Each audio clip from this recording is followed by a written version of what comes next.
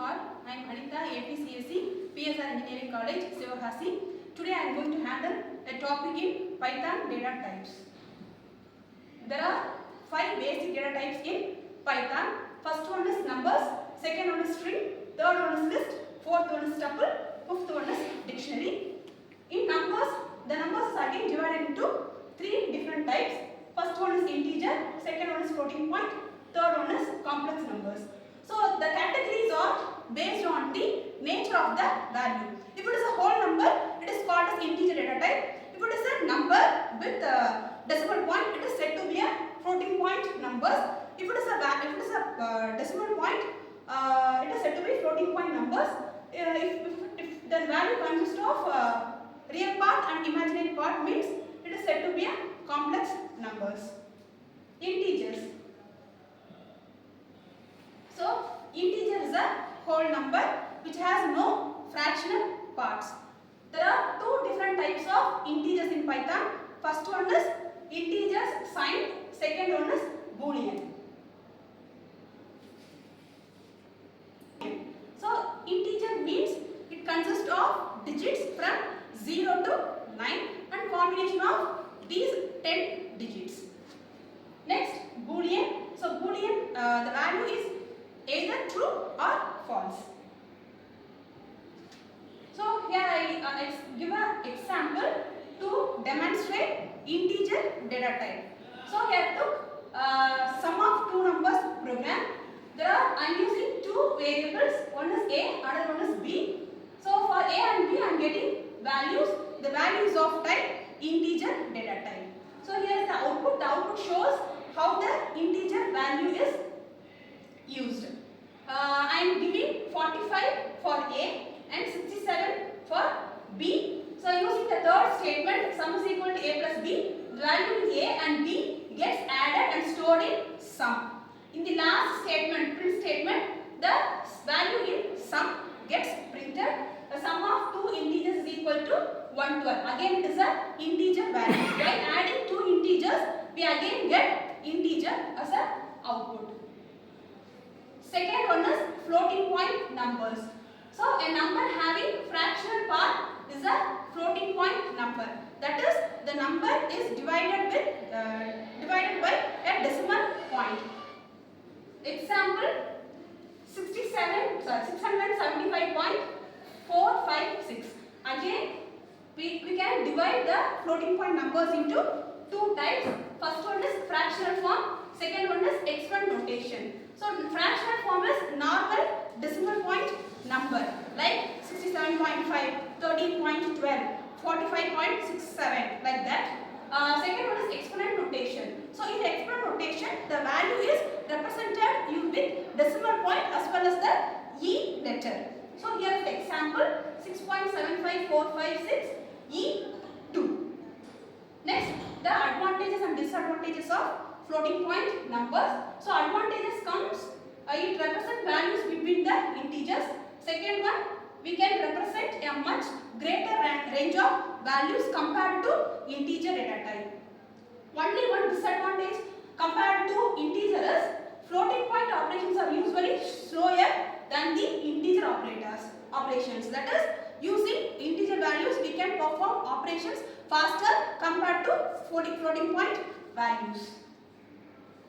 So here is an example for floating point data type. So in this example I am calculating the simple interest using the formula principal into rate into time divided by 100. So I am getting principal value, rate value and time value in floating point data type. So the syntax in Python is variable name is equal to float of input of enter the principal amount. So using the float function we can get the value in floating point value.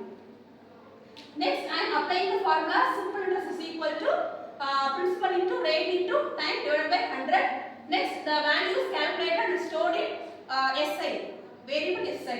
Next I am printing the SI value in using print statement. So here is the output. So principal amount is 5000, rate is 8.5, time period is 5.5. Here 8.5 and 5.5 are floating point values. 5000 is an integer value. After performing calculations,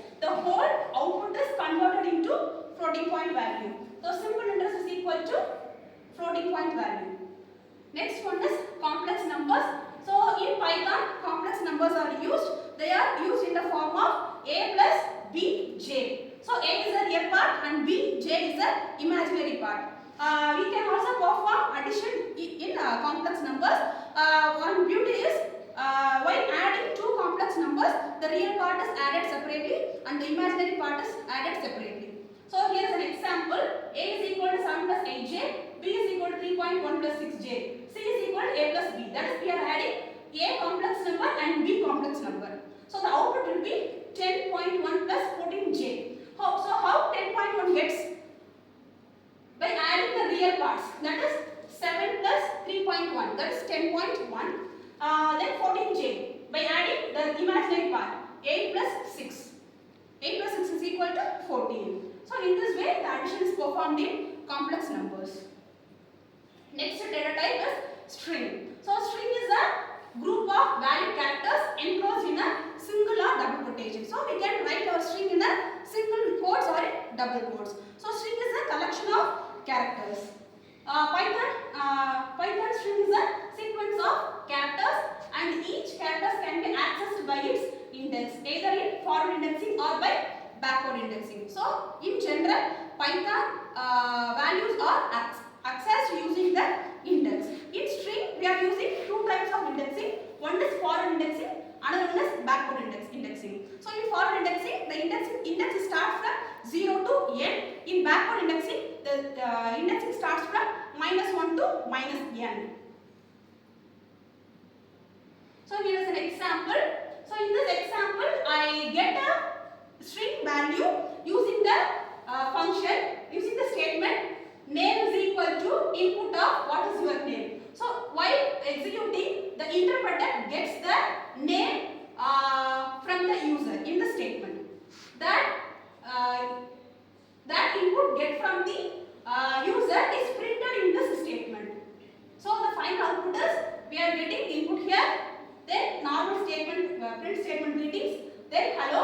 Here the input from the user is printed, then finally how do you do is also a print statement, normal print statement. It also gets printed. List. The next data type is list. So list is a beautiful data type in Python. It is also called as compound data type.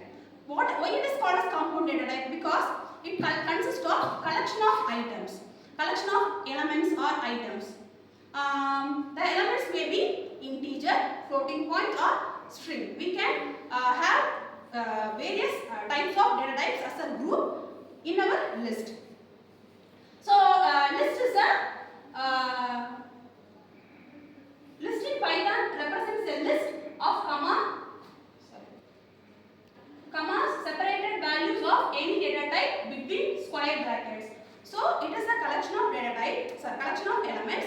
Those elements are enclosed in a square bracket. This is first, second point. Then third point, list is mutable. List is mutable means we can change or modify the elements in the list. So here is an example for list. So using eval function, I can get list of elements from the user. So in list 1, list 2 and list, there are three variables. List 1 and list 2 are the variables which gets input from the user. List is generated by adding list 1 and list 2. That is the values of list 1 and values of list 2. Next I am printing list 1. Next I am printing list 2. Then finally I am printing the concatenation of list 1 and list 2. So plus is called as concatenation operator, which is used to add the elements in list 1 and list 2 to form a single list. So here is the output. So I am getting values of list for list 1. Here values for list 2. Here the list 1 values are displayed. Then list 2 values are displayed. Then joined list, the values of list 1 and list 2 gets concatenated and displayed. That is 5 plus 5, 10 elements are grouped to form a list. Next data type, tuple. So tuple is also a compound data type. It also consists of collection of or group of elements. The elements may be integer, floating point or string. The elements are enclosed in a parenthesis. Tuple is a immutable data type. That is, the elements in the tuple cannot be modified or changed. So here is an example like list. I am also in this example also there are two variables, tuple 1, tuple 2.